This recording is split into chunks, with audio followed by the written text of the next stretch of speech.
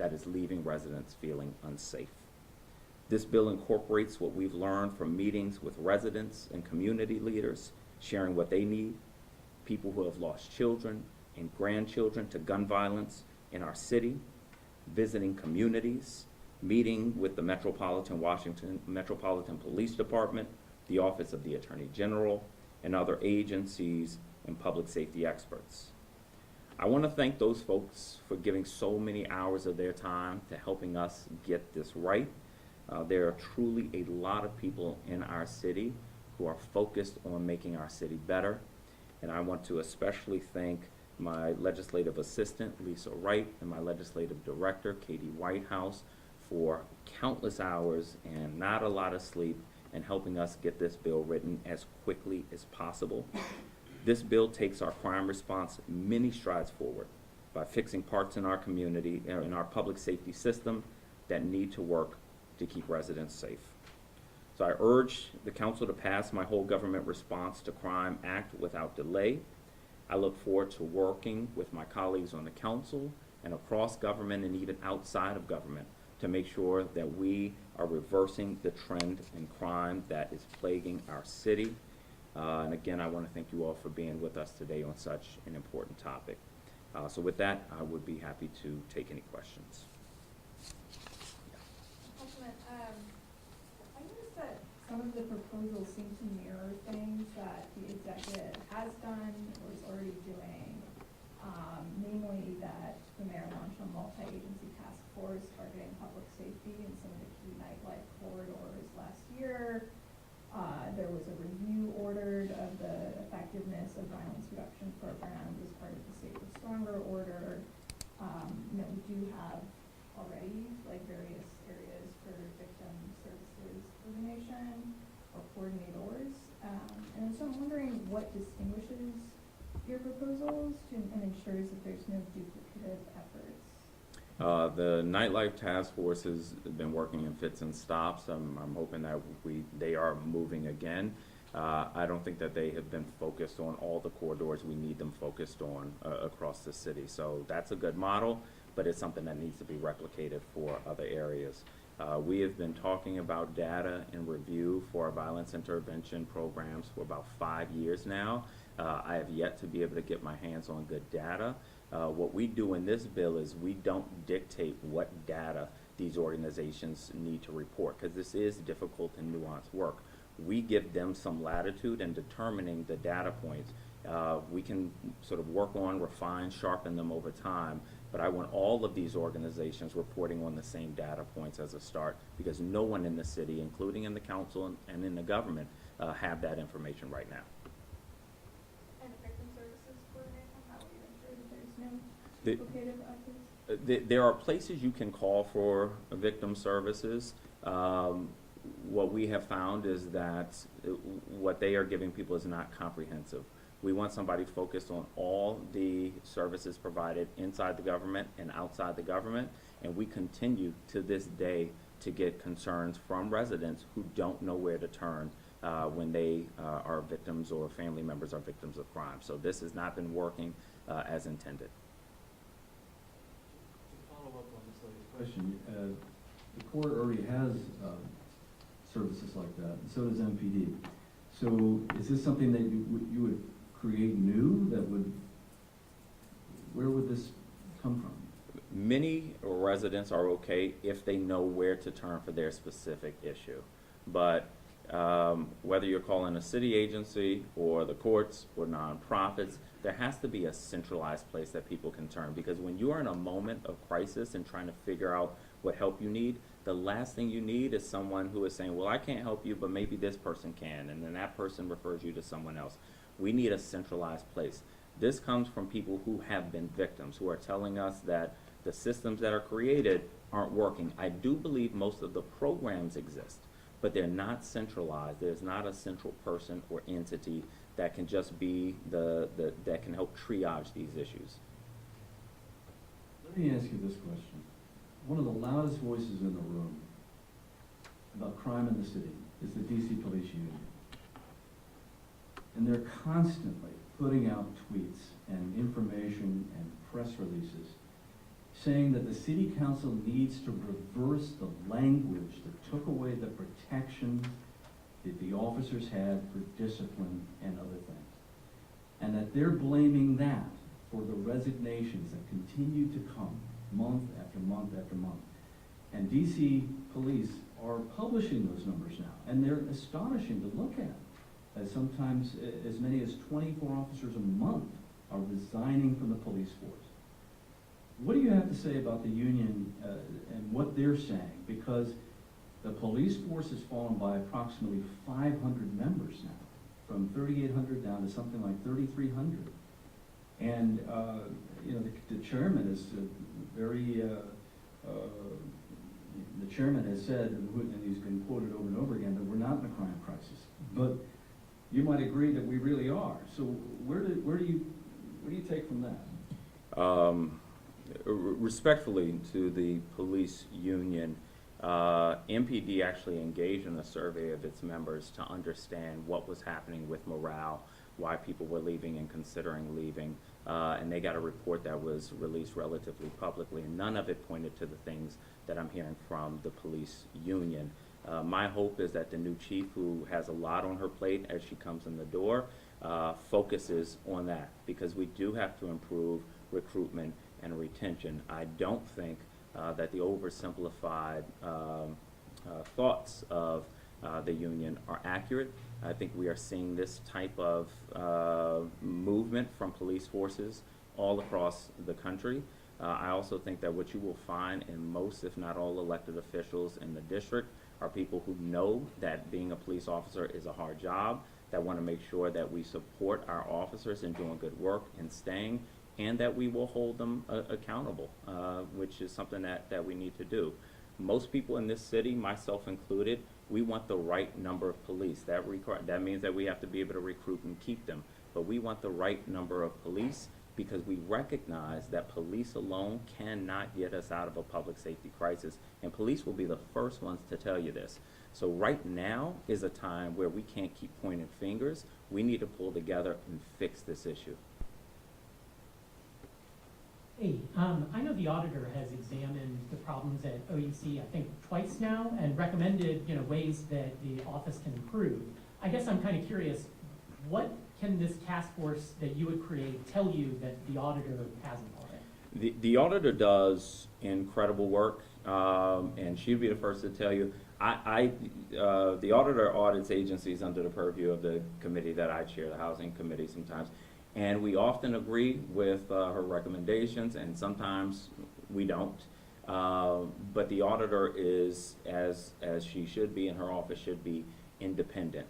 The difference with this task force, it's modeled on a task force put together by Fire and EMS some years ago when they were having issues. So we really use that model that we believe worked well for them. We believe it can work well for Office of Unified Command, because it includes not just an external person saying, here's what you need to change, but includes the agency as well. It includes the chair of the Judiciary Committee. It includes members of the community. So it has all these folks at the table together, as opposed to an outside entity saying, hey, here's what you need to change. And on DFS, for that piece of things, I'm kind of curious, were you getting, messages from MPD, from USAO, that crime scene services was a particular concern? Because obviously, they've got other problems. They're still not accredited. They don't really have a pathway to doing that. So why the focus on crime scene services specifically? We hope that DFS will be accredited in 2024. That obviously requires on them gaining and retaining the best and brightest. We can't go back to seeing the types of gaps that we saw in the past. These are gaps in collecting evidence that make our city less safe, because when we don't have the reliable evidence, or if the evidence is rebuttable because of issues that happen in the crime scene or the collection of evidence, sometimes dangerous people go free. We can't have that anymore. And I think if you have a frank conversation with DFS, they'll tell you they need a lot more staff. The other thing that I only learned in really getting deep into the weeds on this issue is, this is a really difficult job. These are people who are called all the time at all hours of the night to go to crime scenes, to see dead bodies, to see bloody weapons, bloody clothes. That has an impact on people too. There has to be a bench of people who can help support this work. Otherwise, I think even if we fully staff up, we're gonna see a lot of people leaving the agency because they don't have the support they need. Yep.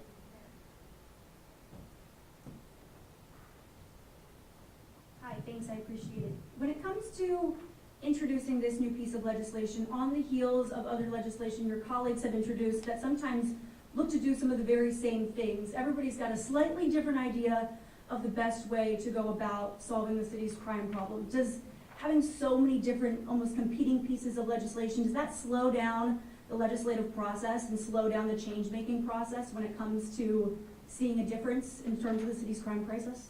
No, let me start with me. My bill isn't perfect, and I'll be the first to admit it. And I don't think anyone has introduced a perfect bill. That means that we have to be willing to work together. So this bill is not a response to another council bill. It's not a response to the mayor's proposals. This bill is in response to a city that is increasingly unsafe and a public safety system that is siloed. This bill, I think, takes a different approach than most of the other bills that we have seen. It's an approach that I think will be very effective, that I think will be effective more quickly than most other approaches. But we have to be working together right now. This just is not a time when anybody in the city wants to see people in charge working in silos or combating about who has the best ideas. They want us to bring our best ideas to the table and work together. And I believe that I'll be able to work with Councilmember Pinto and my colleagues to get many, if not all, of these measures passed into law. Councilman, I just had one other question about the data tracking for firearms. I believe ATF tracks gun tracing information, correct me if I'm wrong, for MPD. We've heard our police chief, our U.S. attorney, speak very frequently about this problem and knowing where the guns are coming from, Virginia, Maryland, North Carolina, and calling on, calling on Congress to intervene or do something about this.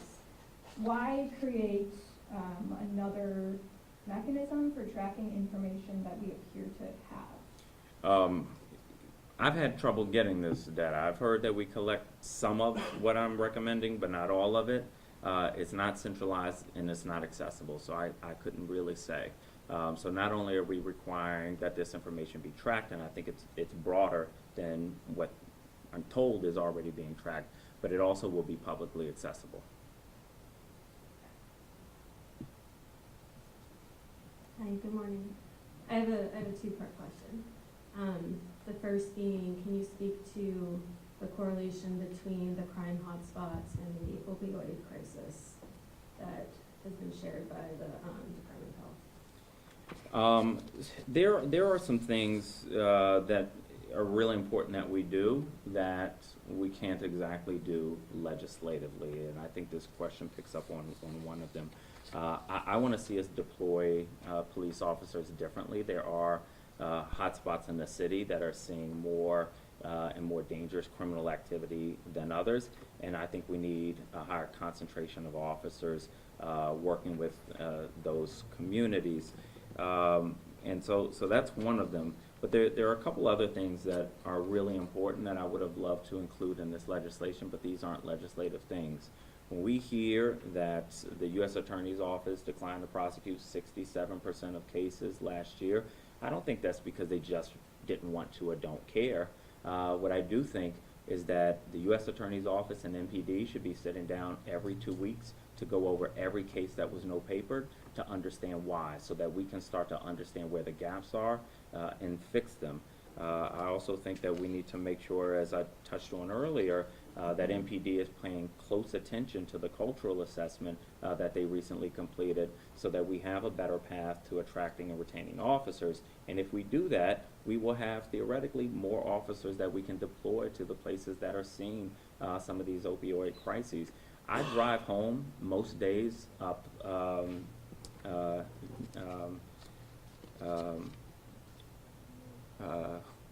which street do I drive home? North Capitol Street. And when you get to North Capitol Street, right around P, where it intersects with Florida, it's pretty hard not to feel devastated when you pull up to the light and you see the type of despair. People, I think, clearly on drugs, some of them passed out, sometimes ambulances reviving. I say a little prayer that folks are going to live through it. This is not like a once in a while occurrence, it's an all the time occurrence. But we also recognize, going back to what police will tell you too, police can't solve all of this either. And so one of the things that I've been pushing for a long time is, how do we beef up the other parts of our government that need to be responding to issues like addiction, to issues like mental health interventions, where I don't think our police want to be the lead agency. They should probably be the secondary agency. So this is something that also requires a difference in approach that is hard to legislate, but I do have some thoughts around it. I've spoken to officers who have shared that they don't know how to punish someone who has not as it pertains to the opioid crisis. I'm a Ward 8 resident as well, so it's Yeah. crime and the opioid crisis right Yeah. there.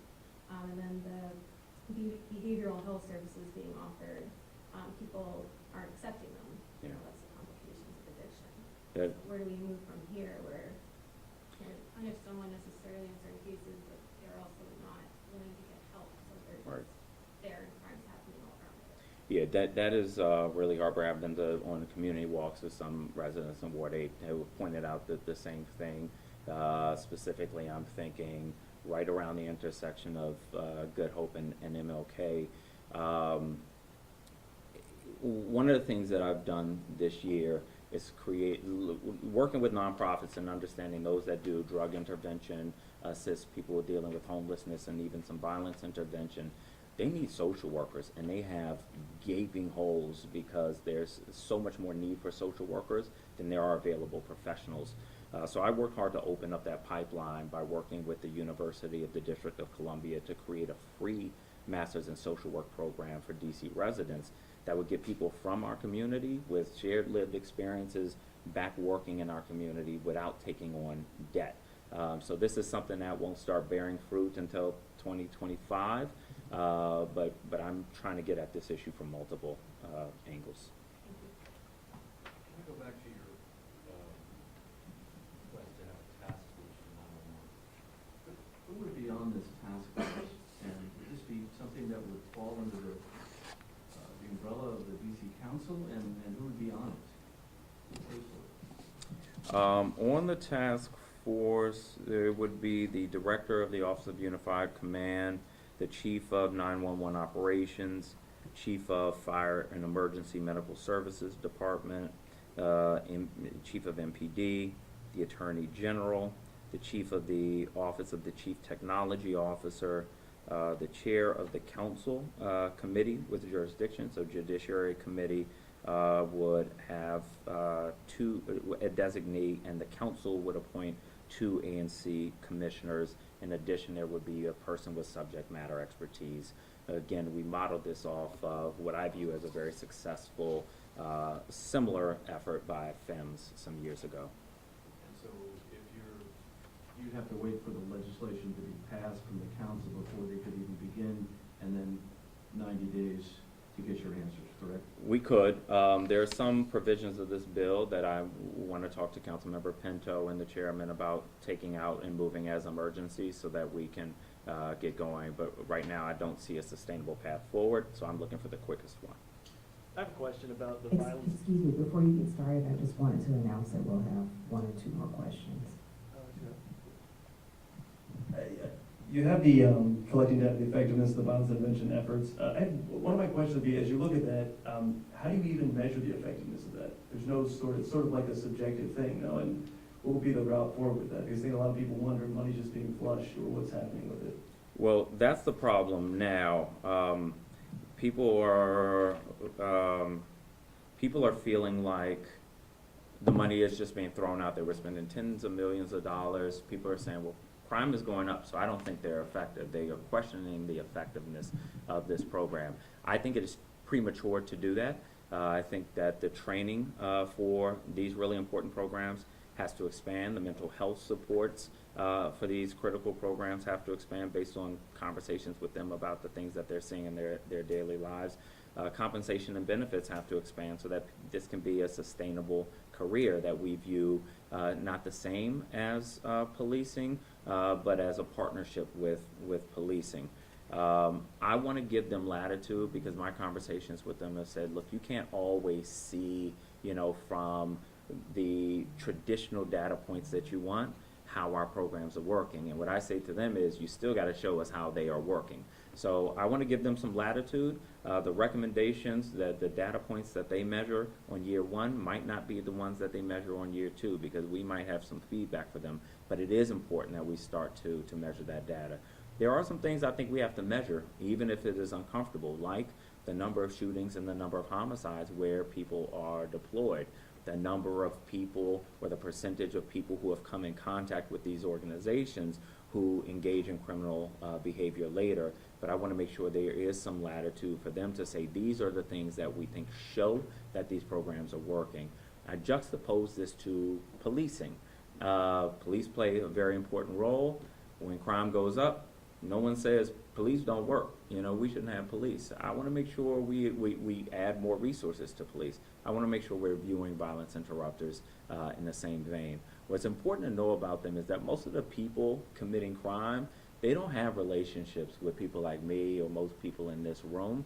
We need the people who have shared experiences, who can develop relationships with them, who can intervene to really get in the middle and disrupt some of that violence. And where necessary, share information with police. If you know something's going down, get that information to MPD. If you find out, if violence interrupters find out who was responsible for a crime, they need to be able to get that information to MPD, because I think a lot of community members are more likely to have those types of conversations with violence interrupters than they are with MPD, and I see this as a partnership. Mr. White, do you think we're in a crime emergency? Absolutely. That you would disagree with the chairman who says we're not? I don't go anywhere. I don't go a single day where somebody doesn't tell me that they're scared in the city. And these aren't people who are trying to politicize something. These are people talking about how they feel. And I think it's real. The stats speak. We've seen a high number of crimes. I grew up here in the 80s and 90s. We had more murders, but that's really not the measuring stick we want to use for when we get into a crime emergency. We also, the reason I would say this is an emergency is that the firearms being used are different than the firearms that were used when I was growing up here. The indiscriminate shooting feels different than when I was growing up here, and our handle on why these things are happening is not as solid as when I was growing up. So I think we have to treat it as an emergency. I want to see multiple members of the government focused on public safety because it is the #1 issue for the people we represent. Hi, thank you, Councilmember White and guests. Two of the questions I was going to ask you did talk about, and that was UDC. But I think what is important is, would you at least consider as you develop this out that there's a co-learning skills center? Because even when y'all try to collect the data, it's not accurate data. And what I mean by that is actual community-centered, unutilized research and analysis that are needed to really treat a community, effectively. And then you talked about the lack of MPD, and you also talked about silos. What can happen? What can be done? Because the community does communicate that there's silos and that we have leadership that does not respond to not only just questions, but us wanting to be a part of the work, be a part of co-creation. I mean, even our curfew issues and all these different things that the system's designed, but they really don't know the process of the system failure that affects families and communities. And so I just like for you to talk a little bit about that part. And you also talked about the detectives and those kind of processes. And we know that crime is ignited by retaliation and lack of healing. And sometimes going through a system process when a child is killed or a loved one is killed, and it takes weeks to put them in safe places. Then when they get in a safe place, they have 10 days, and then they have to find a place to go. So those are the things I want to say out loud that we need, and I love that everyone said, let's stop pointing fingers. It's not one, it's like you said, together we can be better. Yeah. And so I like for us to stop seeing what each of us are not doing, if we would come together collectively and really work with the people that are on the ground, in which victims and innocent people trust that process. Thank you, Joe Patterson, whose work I really respect in this space. I'm going to start with your second question. To address the public safety crisis that we're seeing in the city right now is going to take a healthy dose of humility from people. Just nobody in government has all the answers. I am seeing some incredible and very successful programs in the community. And the people running those programs keep saying, Councilmember White, I can't keep funding this out of my pocket. I need help. And they want to know how to plug into those resources. We have got to figure out how to invest in the communities and the people who are already doing this work. And that requires all of us in government to admit that none of us have all the answer or can do it by ourselves. When we talk about co-learning skill centers, it makes me think about community schools. This is an idea that we've been working on for some years, but it's not just our young people and students who need to learn, it's adults too. I think a lot of people increasingly point the finger for juvenile crime to the parents. A lot of those parents are trying to figure it out themselves, and a lot of those parents didn't have the supports they need. So I think we cannot realistically heal our young people without healing some of the adults who are their primary caregivers and putting them on sustainable paths, both in terms of parenting, but also, life skills, job skills, getting them into careers. So we have a lot of work to do. I think that we only get there together, so the tone I'm trying to strike is one of cooperation. I do believe if we start to pull together, the council pulling together, the council along with the mayor, and adding the community in there, we're going to have some disagreements about the path, but if we can agree on where we're trying to go, and our only debates about the path are about how to get there, I think we're going to be in a much better place. But I just do not think this is a time in our city where we can be in silos having different conversations or anyone believing they have all the answers. Well, let me thank you again for joining. Obviously, this is just an incredibly important issue in our city. It is one that is top of mind for almost everyone in the city. I am looking forward to working with my colleagues to get this bill passed as quickly as possible. Some of these I believe we can pull out and pass on emergency, but I'm going to work with my colleagues over the coming days to get there. So thank you again.